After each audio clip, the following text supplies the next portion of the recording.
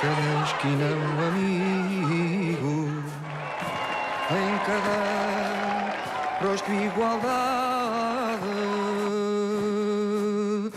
Grândola Vila Morena, terra da fraternidade, terra da fraternidade. Grândola Vila Morena. Fantástico. É fantástico o que vocês estão a fazer. O povo é quem mais ordena.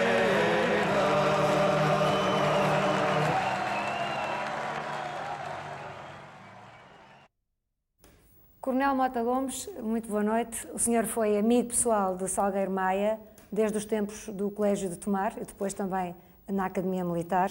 Hoje continua a ser um militar no ativo, na Unidade de Aviação do Exército. É também um escritor conhecido com o pseudónimo de Carlos Valferraz. Dos seus 5 romances, 2 têm a ver com a Guerra do Ultramar.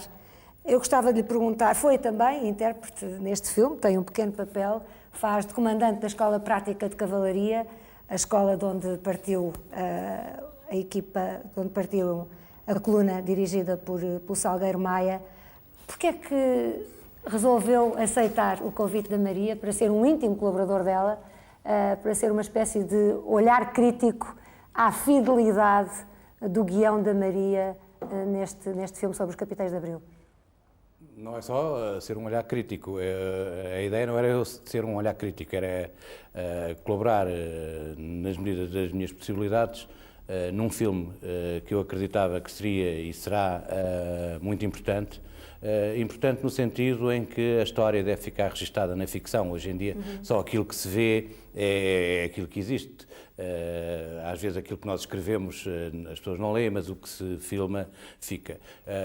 Eu penso que o 25 de Abril será porventura o acontecimento mais importante da história de Portugal da última metade do século XX.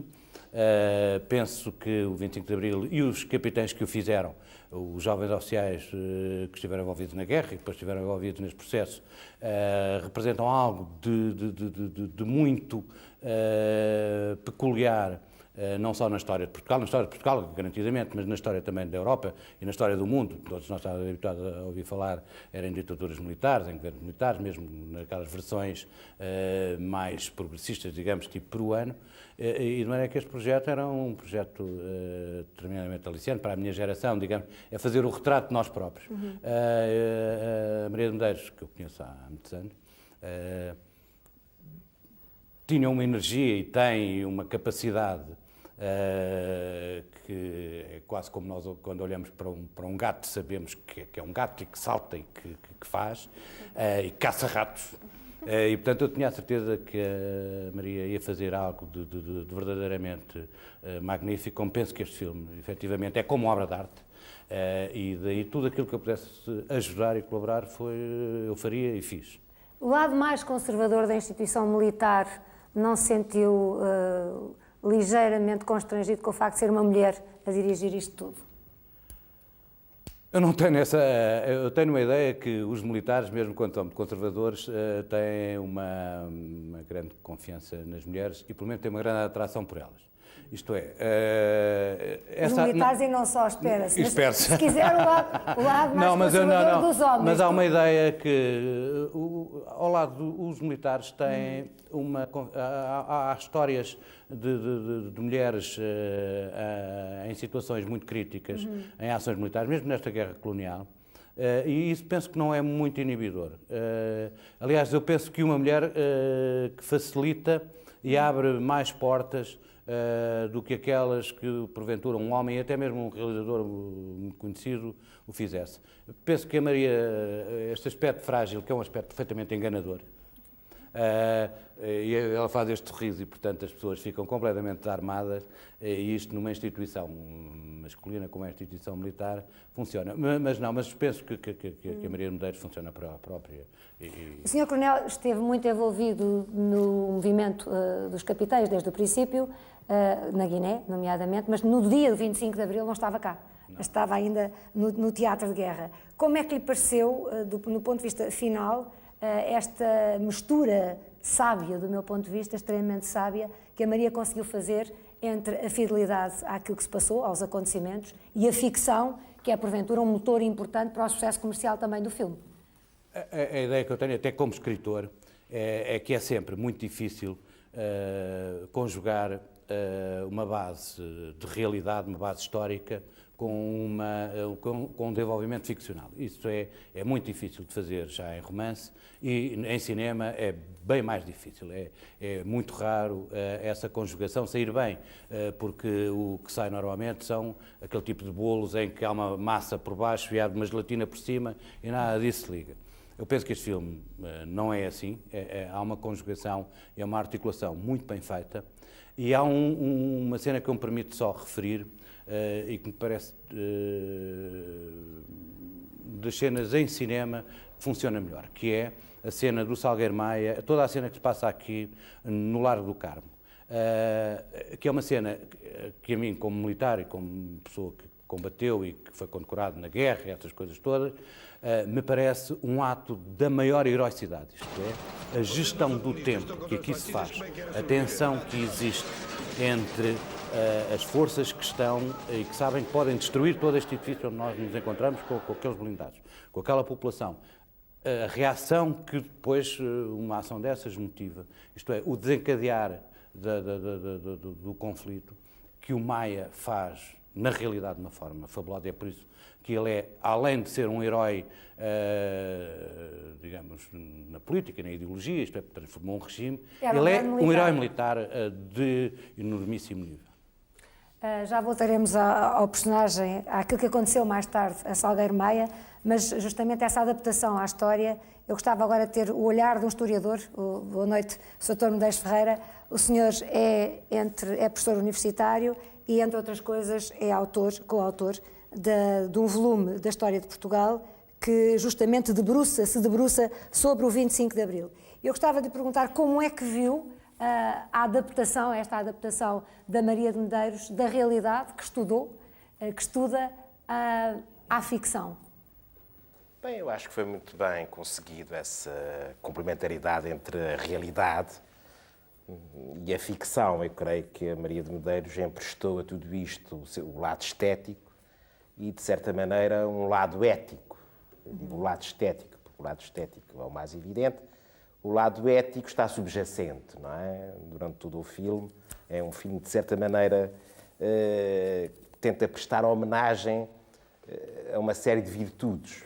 Não interessa que sejam as clássicas, mas tudo se passa à volta, de certa maneira, da virtude, não é? Eu creio que ela faz isso muito bem e creio que o enxerto da ficção com a realidade é também muito bem feito, porque não se percebe bem onde é que começa a ficção e começa a realidade. Podia ter acontecido assim, de facto, não é? Não há cortes, não há cortes. Eu creio que escreveu aqui no prefácio deste volume que eu acabei de mostrar, custou ainda ao autor não ter recriado pela narração, a propósito dos acontecimentos do 25 de Abril, custou ainda ao autor não ter recriado o clima emocional de certos momentos, nomeadamente o desencadeado pelas grandes manifestações que ocuparam ruas e praças de Portugal entre 74 e 75. Essa frustração do historiador ficou agora resgatada ao ver o filme da Maria de Medeiros? Sim, de certa maneira. Eu creio que a Maria de Medeiros empresta essa emoção. O filme perpassa a emoção nesse filme. É uma emoção, aliás, de alguém de uma geração que pouco tem a ver com o 25 de Abril, e eu creio que isso é um aspecto importantíssimo. Ou seja, alguém que era era uma miúda durante esses acontecimentos e que 25 anos depois quer voltar a dar aos portugueses a oportunidade de reviver, de certa maneira, essa parte da sua história, fazendo uma coisa que também me parece importante, e eu gostava de dizer isso, não sei se teria a oportunidade de o referir, independentemente das perguntas, é que eu creio que a Maria de Medeiros, com a sua sensibilidade, tentou restituir ao povo português, ou ao público que irá ver este filme, algumas virtudes dos militares que fizeram o 25 de Abril. E eu creio que isso é muito carinhoso da parte dela, porque hoje em dia a nossa sociedade não tem esses valores, essas virtudes não são as mais apreciadas na sociedade atual, nesta sociedade de mercado. E eu creio que ela conseguiu voltar atrás um pouco e ontificar, peço desculpa de palavrão, mas tornar esses valores ónticos. Eu creio que isso é muito importante. É uma homenagem devido aos militares e ela introduziu também um elemento que foi um elemento de incerteza no desenrolar dos acontecimentos, que creio que está muito bem conseguido. Quer dizer, nós hoje em dia vemos o dia 25 de Abril como um dia, obviamente, de uma vitória militar por parte dos oficiais do MFA, mas ela conseguiu introduzir o elemento de incerteza durante todo o filme, que me parece um ponto importante a caracterizar a ação deste filme. Até porque essa incerteza existia, de facto, como certamente iremos ver. Dr. Jaime Nogueira Pinto, muito boa noite. Também professor universitário, advogado e escritor. O senhor é conhecido por algumas posições mais contundentes, nomeadamente sobre a Guerra do Ultramar e sobre este período da nossa história. Parece-lhe que um livro, aliás, também sobre esse período. Gostou do filme ou pareceu-lhe que esta é uma visão, digamos que demasiadamente idealizada dos acontecimentos do 25 de Abril? Eu penso que o filme, para mim, que estou, digamos, numa sensibilidade ideológica diversa ou até oposta, num certo sentido, mesmo à distância de 25 anos, é evidente que tenho que o ver de um modo diferente das outras pessoas. Eu acho, também estou aqui um bocadinho como o mal da fita nesse sentido. O filme, penso que tem aquele caráter apologético e, de certo modo, também, naturalmente, um bocadinho maniqueísta, que tem que ter este tipo de narrativas. Quer dizer, há uns bons e há uns maus. Os maus são bastante maus e até um bocado ridículos também, não é? Portanto, os personagens. Aí julgo que isso está sublinhado. Não acha que, por exemplo, o Presidente do Conselho, como vimos na primeira parte do programa, não, eu acho está que o Marcelo bastante Caetano bem... sai com uma certa dignidade, aliás. Essa dignidade é dada pelo filme. Sai, o João Paes há bocadinho estava a falar, o Marcelo Caetano tem um lado, é um homem de uma grande dúvida em tudo, em todo o seu comportamento, é um hamletiano, é um homem que está permanentemente na hesitação do que... Aliás, nesse próprio dia 25 de Abril, não é? Marcelo Caetano, aliás, a própria vinda para o Carmo, estava há pouco aqui a falar com o Sr. Coronel, a própria vinda para o Carmo é uma coisa, de certo modo, insólita, porque o dispositivo era ir para Monsanto, não era vir para o Carmo. Para o Carmo vinha-se na Primeira República, não era o costume. Não tem... Agora, há aqui, por exemplo, o lado que aqui o jogo se vê e que nesse aspecto retrata bem. De facto, não há nenhuma vontade de defender coisa nenhuma, quer dizer, as forças que tipificam ou simbolizam. Não, exatamente, porque o regime estava, de certo modo, gasto, estava assim, há 50 anos no poder, estava, de certo modo, gasto, e as pessoas que estavam, digamos, a defendê-lo não tinham, portanto, grandes convicções para o defender, aliás, também é uma coisa que aqui se vê. Durante anos ainda continuámos a ouvir muitos militares dizerem que o 25 de Abril, os que não concordaram com o golpe, que o 25 de Abril tinha sido um disparate porque a guerra estava ganha. Vejo que não concorda com isso. Não digo isso. Eu acho que há dois aspectos do 25 de Abril que têm de ser distinguidos e que muitas vezes se misturam, e também é normal que se misturem numa obra, enfim, que é um filme. Que é, há um aspecto de derrubar do regime autoritário, que de facto se justifica em certo sentido porque ainda há um império, e há o aspecto do fim do império. São duas coisas para mim totalmente distintas. Quer dizer, muitas pessoas que não direi que defendiam o sistema autoritário, mas pelo menos estavam com o governo, ou pelo menos estavam com o Estado, faziam-no por uma questão de uma leitura de patriotismo em relação à África. São coisas que nos dividiram. Quer dizer, e o facto de se ter perdido, não vou agora dizer que essas pessoas estavam erradas e que eu próprio estava errado. Perdemos é uma coisa, não quer dizer que estivéssemos errados. Perdemos. Então, hegelianamente estávamos errados.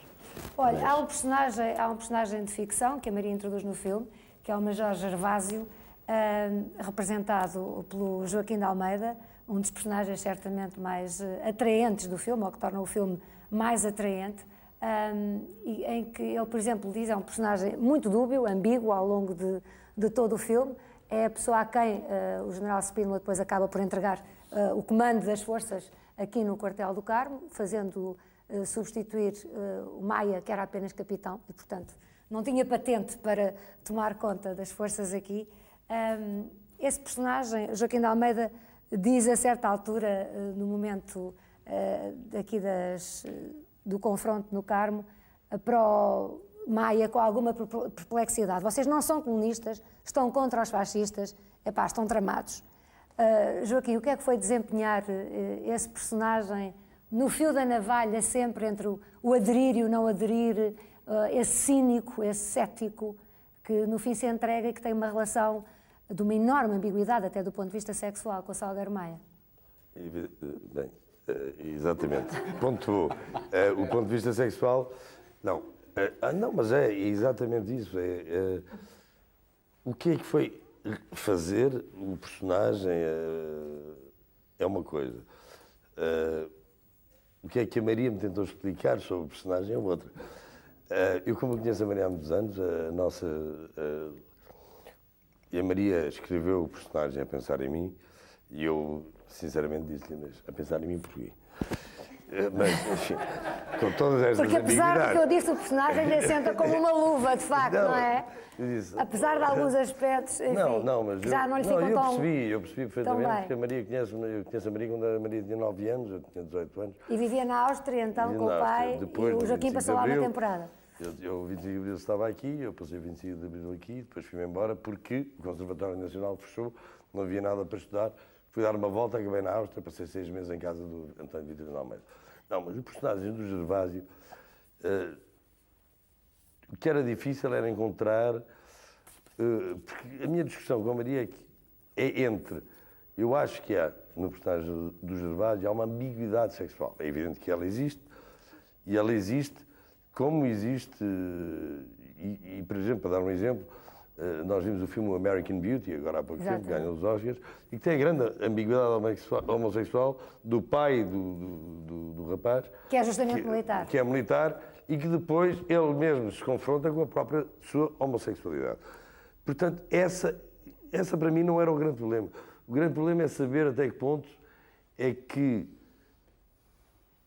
se encara o personagem do diabo e até que ponto aquilo é do outro lado, o outro lado do Salgueiro Maia. Quer dizer, a nível dramaturgicamente, ela podia ter criado uma voz off em que lhe dizia ao Salgueiro Maia, epá, se calhar isto é melhor não ir.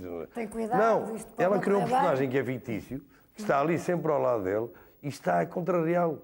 Quer dizer, dá mais valor ao Salgueiro Maia, ao valor dele, mas é aquela contrariedade, está sempre lá. O fator, o diabo, anda sempre a tentar atraí-lo. E não consegue. E, aliás, dá-lhe o beijo de Judas, no fim. Um beijo de Judas que tem a ver também com a tal... no fim, ele ama Maia. Com o que vai ser no o futuro fim, do ele dá-lhe Maia. o beijo, é o beijo... não é de Judas, porque no fim, quer dizer, é o simbolismo de Judas, mas é o beijo de parabéns. É o beijo aí da tal contrariedade, da homossexualidade. Era difícil saber a que ponto, sobretudo quando você está em Chaimites, porque a Maria tem uma coisa muito engraçada. Quando eu conheci a Maria com 9 anos, ela tinha um jogo com o pai dela, que era dos jogos mais engraçados. Eu nunca tinha visto na minha vida uma criança com 9 anos em que havia um jogo em que falavam os dois, o pai tinha ensinado a falar, que só eles assim é que falavam juntos, era quase um estudo do dicionário, e a Maria usava só palavras extremamente difíceis e não conhecidas da média dos portugueses. E este jogo passava-se e nós olhávamos para o António Vitorino Almeida a falar com a sua criança. Ninguém percebia bem o que é que se estava ali a passar. E o que é que se passa? Era uma coisa entre eles. A Maria resolveu escrever no personagem Do Gervásio? do Gervásio, fez-me lembrar um pouco aquele jogo. Que ela resolveu jogar comigo.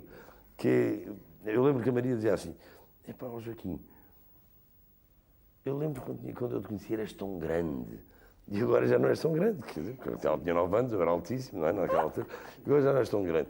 E ela jogou o jogo ao contrário.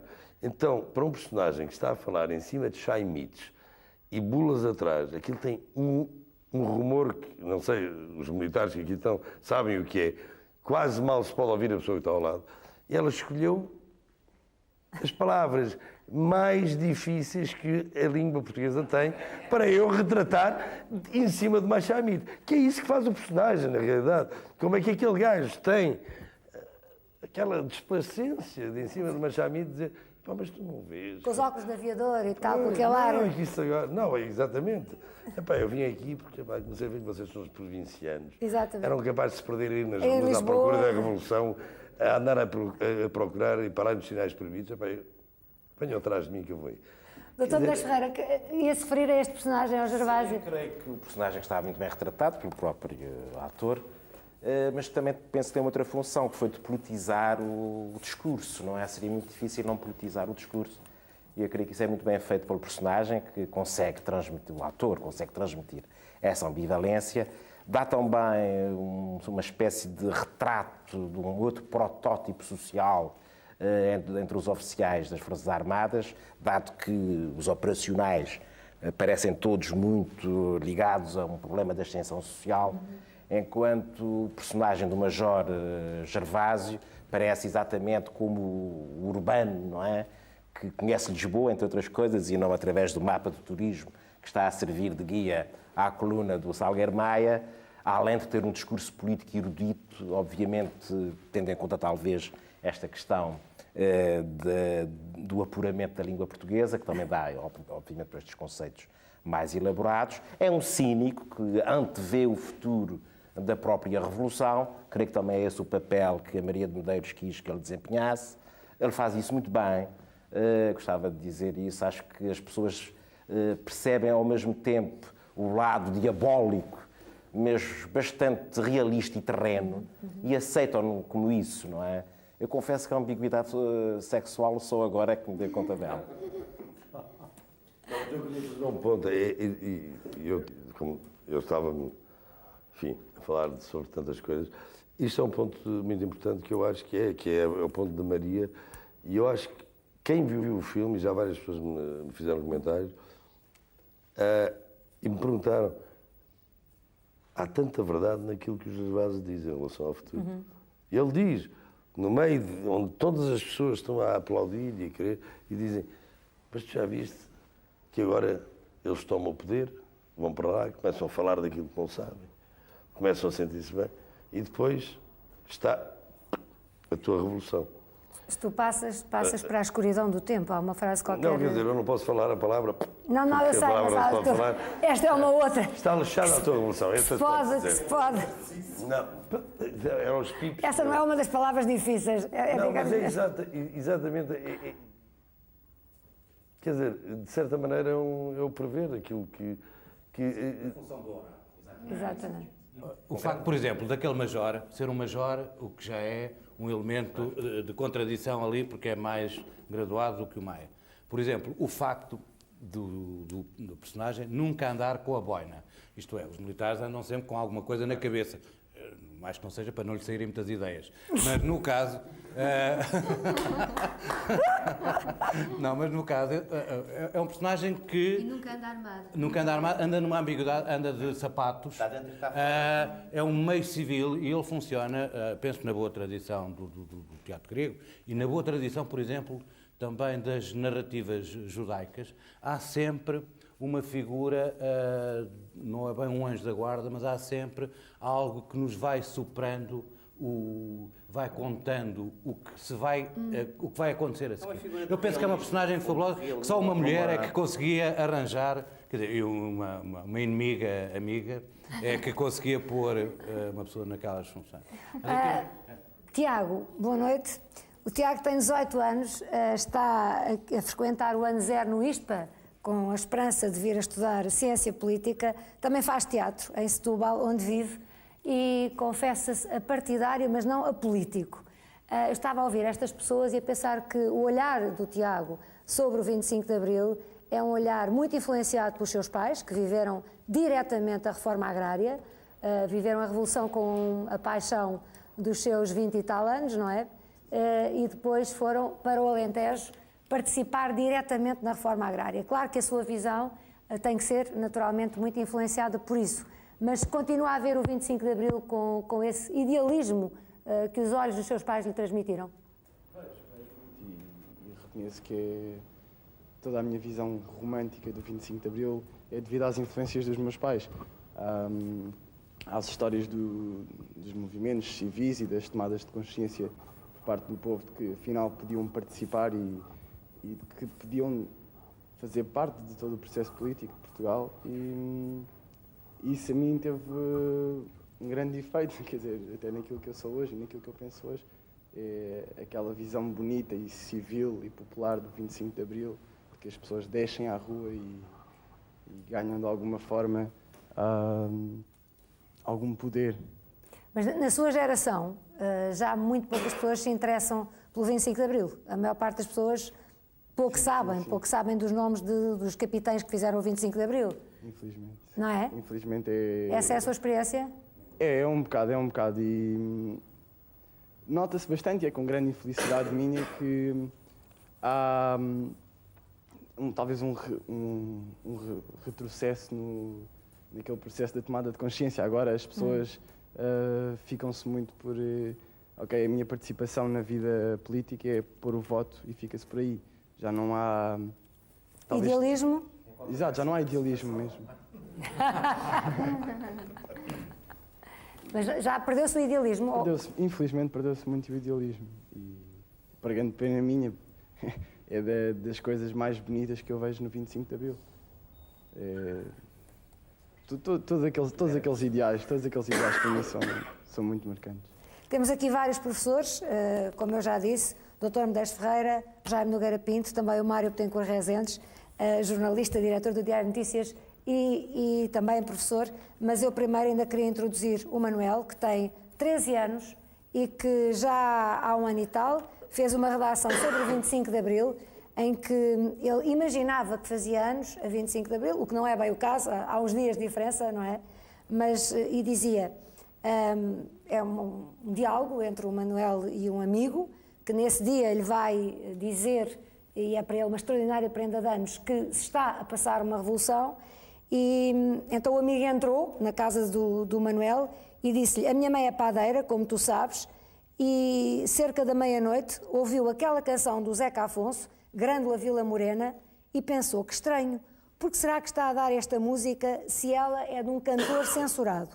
Algumas horas depois chegou a resposta. Houve um comunicado do MFA no qual eles disseram para as pessoas terem calma e que estava a acontecer uma revolução para tornar o país livre. Eu fiquei espantadíssimo. O Manel tinha 11 anos quando escreveu esta redação, além dela não ter, e é longa, qualquer erro ortográfico que não é vulgar nos dias de hoje, infelizmente, demonstra que o Manuel também se interessou sempre pelo 25 de Abril, é?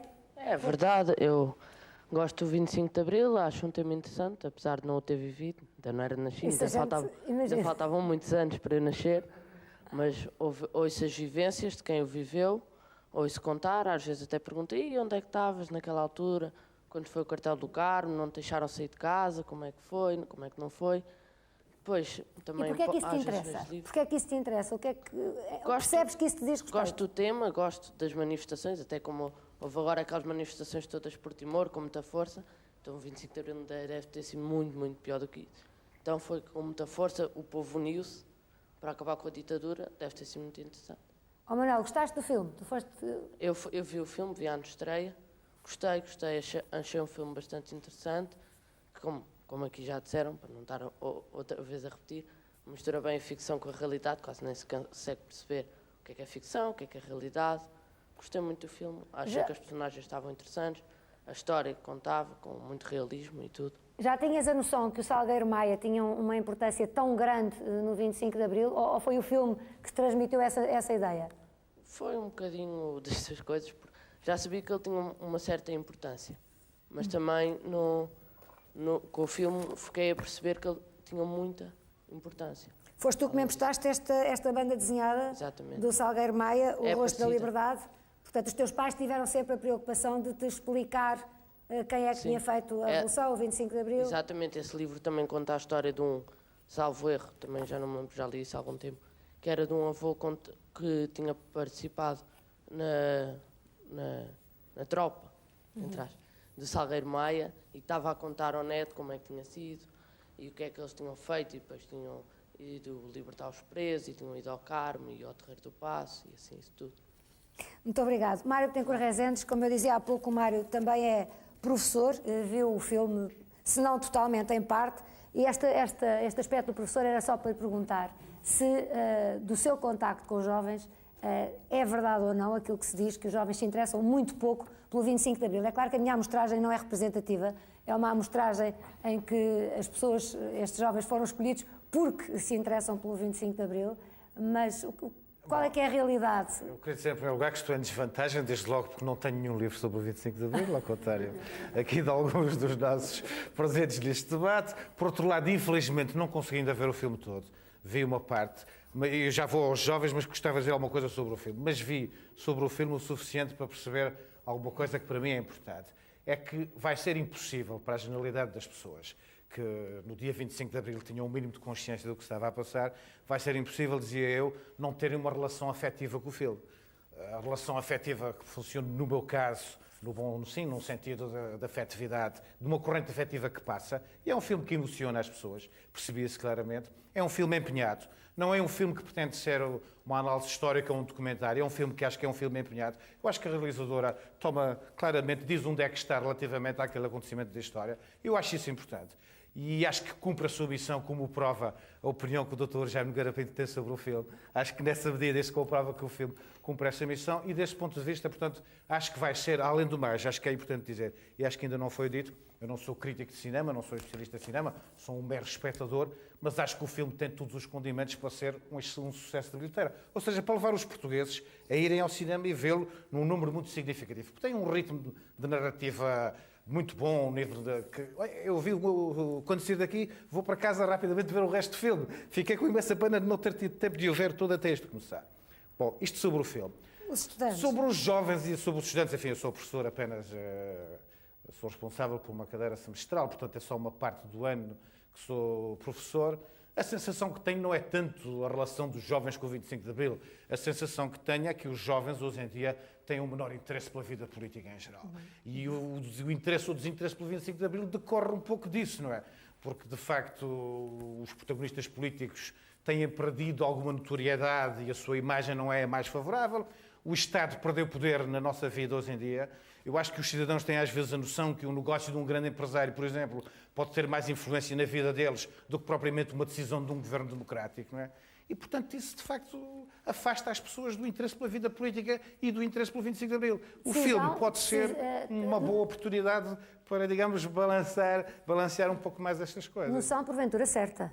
Essa dos portugueses. De que o Estado perdeu poderes, Não, e do meu ponto de vista, de que a decisão de um grande empresário pode ser mais importante do que a de um político. Eu só acho que é positivo também que isto não seja extremado, ou seja, eu acho que estamos a viver tempos, vivemos em Portugal, designadamente antes de 25 de Abril, tempos em que o poder económico tinha uma subordinação excessiva ao poder político. Em muitos casos, eu sou um liberal, partidário de uma economia de mercado a funcionar, mas acho que também é positivo que haja balizas para o funcionamento da vida empresarial.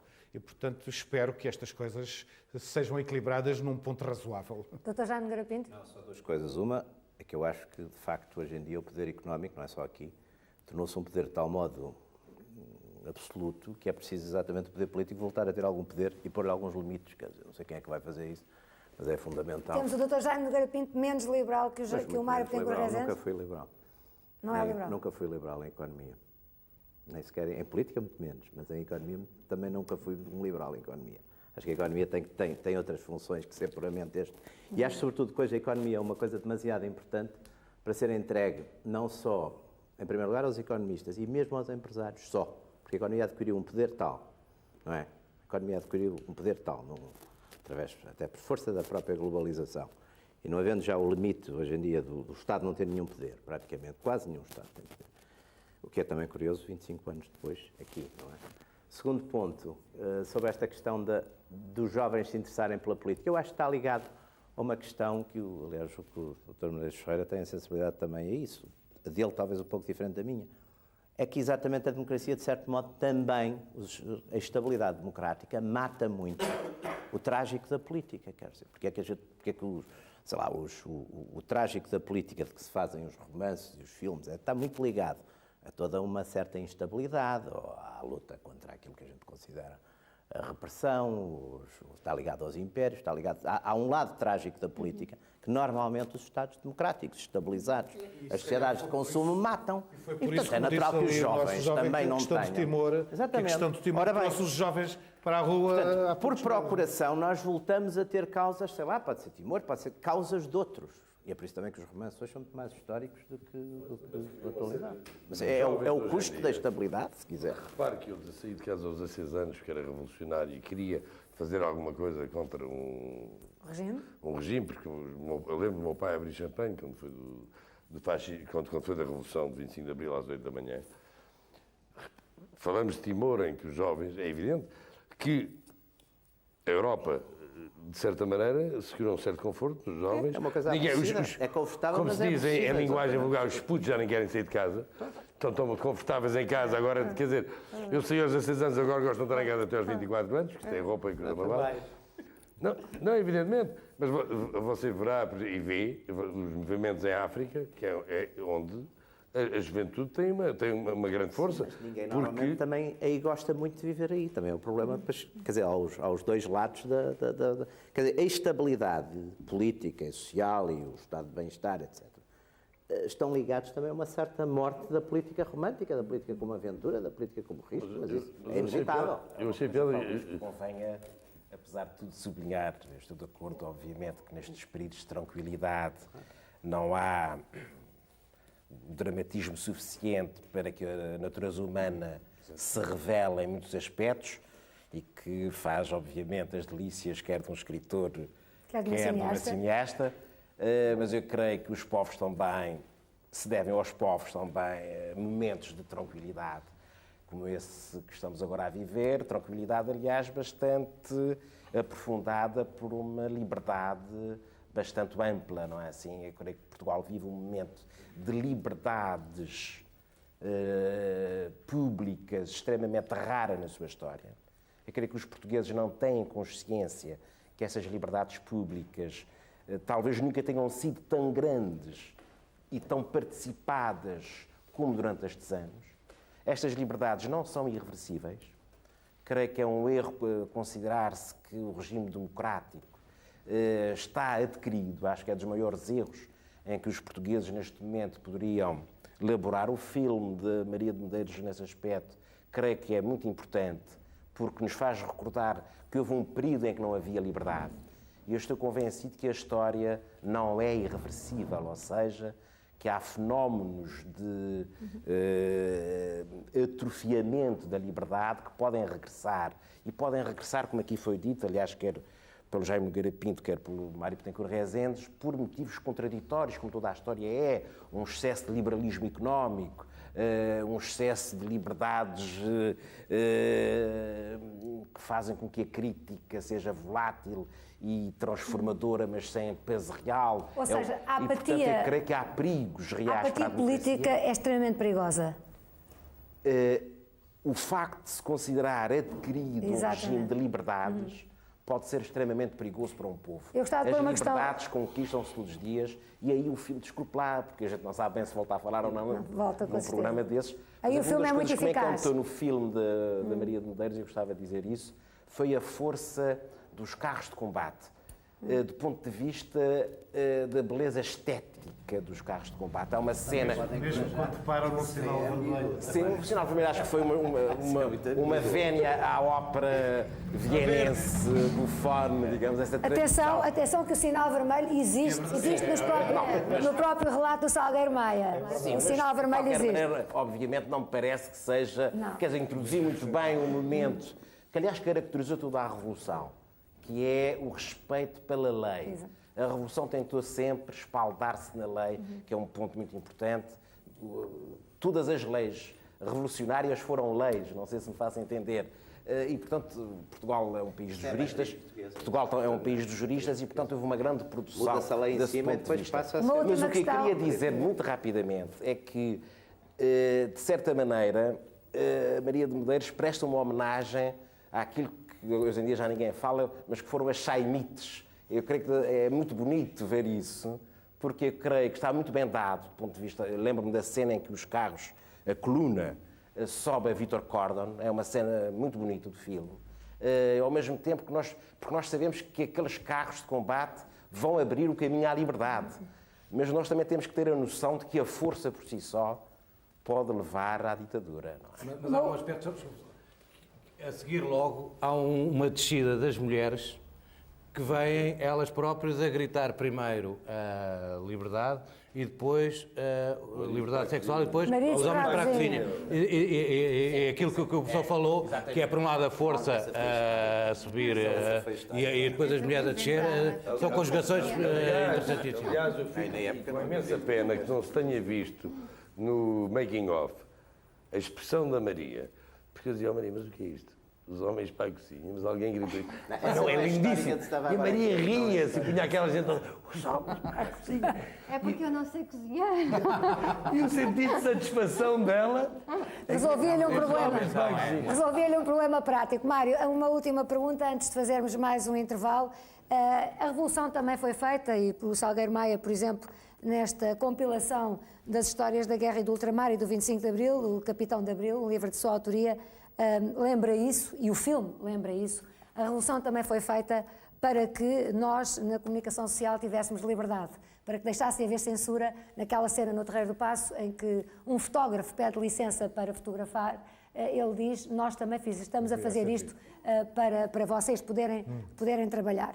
Hoje, e aconteceu isso ainda no último programa, nós somos acusados, os mídias são acusados com muita frequência de terem culpa de tudo o que se está a passar de errado, até em relação à democracia, de eventuais perversões da democracia. O meu programa era sobre a indisciplina na escola e, a propósito disso, falou-se da violência e da culpa dos mídias nesse estado de coisas. Um certo desgosto dos jovens pela política, uma falta de idealismo de que o próprio Tiago, sobre a qual o próprio Tiago há pouco refletia. Tem ou não a ver também com o papel que os mídias, totalmente libertos da censura, passaram a desempenhar? Bom, eu julgo que logo a seguir ao 25 de Abril, os meios de comunicação até ao 25 de Novembro e mesmo depois disto, foram peças do combate político que na altura se travou. Não passamos de um cenário em que havia uma imprensa censurada para um cenário em que a imprensa passou a funcionar normalmente em democracia, distanciada do poder político e dos partidos e dos agentes envolvidos, de forma nenhuma. Eu, aliás, comecei a minha carreira jornalística num jornal que foi o Jornal Novo, que foi uma peça fundamental desse combate político. Foi o jornal onde foi divulgado o documento dos 9. Eu era um jovem estagiário, mas percebi rapidamente que aquilo não era só jornalismo, fazia parte ali daquilo, do combate que se estava a travar e estava naturalmente satisfeito, para o debate estava do lado, que penso que era o lado certo daquilo. Mas o que acha que essa questão sobre o papel dos meios de comunicação, enfim, na imagem que têm os protagonistas políticos, no interesse da juventude, na chamada, enfim, eventualmente nessa disseminação da violência nas sociedades contemporâneas, só por si dava para vários Marias e Lisas, não é? Não tenho uma posição muito fundamentalista nesta matéria. Eu acho que o cenário... Desculpa, isto, nem por sermos açorianos, devemos sempre estar aqui os dois a interromper-nos, mas desculpa. Não, eu só queria completar. Eu penso que o cenário de competição, naturalmente, que abre o caminho para que algumas vezes as fronteiras sejam pisadas. E acho que isso também acontece do lado dos meios de comunicação, não tenho nenhuma dúvida sobre isso. Mas penso que, apesar de tudo, acho que os meios de comunicação têm demonstrado, relativamente aos protagonistas políticos, alguma capacidade para estarem um pouco mais próximos daquelas que são as sensibilidades e as opiniões e, se quiser, as expectativas das pessoas. O Tiago, para acabar? Eu gostava só de acrescentar uma coisa ainda a propósito da indiferença dos jovens, é que eu não sei até que ponto é que não é muito causada essa apatia, não sei até que ponto é que não interessa à economia de mercado essa apatia dos jovens e até que ponto é que não são fatores e condicionantes horrivelmente causados que provocam isso. E acho engraçado, e voltando um bocado ao papel dos mídias, que venha um filme retratar a coragem e a heroicidade que foi o ato de renunciar ao poder e o quão isso foi mudar as coisas e quanto isso mudou de facto o rumo e a história dos acontecimentos. Acho isso de facto muito bonito e muito interessante. Só para completar, falando ainda dos meus alunos, eu costumo dizer-lhes muitas vezes o seguinte: não fiquem em casa. Ou seja, eu acho que muito do que se passa hoje em dia nas nossas sociedades modernas é feita para que as pessoas se sintam bem no sofá, com um ecrã qualquer à frente, sem preocupações, com uma panóplia de entretenimento enorme, muito dele eu utilizo também, mas eu costumo dizer aos meus alunos, saiam, vão ao cinema, vão para as docas, vão para qualquer lado, mas saiam também de casa, não se acomodem demais no sofá. Não é? Acho que é fundamental do ponto de vista da saúde da vida democrática. Espero que as diga a pessoas mesma coisa saiam- à sua filha, que ainda é pequenina. A minha filha Saiam ainda é para a cedo, frente. mas o meu filho já sai. Ainda bem que ele fez este comentário. Nós falamos de democracia e falamos, e parece que temos valores democráticos enormes, etc. Hoje temos uma ditadura diferente, que é a ditadura da economia. Portanto, hoje nós temos, eu e que vivo nos Estados Unidos e me controlo, porque sou eu que pago os impostos, temos o Nasdaq, temos o Dow Jones, que muda completamente a economia de um dia para o outro. Você viu o que se passou a semana passada, quando o Nasdaq caiu 1000 e tal pontos, a economia mudou completamente. De repente a Microsoft, que é uma das grandes controladoras da economia mundial, perdeu não sei quantos pontos, é evidente que não vão deixar cair. Portanto, aquilo vai... Todos estes fatores, a economia tornou-se, de certa maneira, outra ditadura. Muito obrigada. Qual é que é melhor? A ditadura dos políticos ou aquela da economia? Eu prefiro o povo que controla mais a economia que os ditadores. Portanto, deixemos esta. Muito obrigado. Nós voltaremos dentro de breves minutos para a terceira parte deste debate. Até já.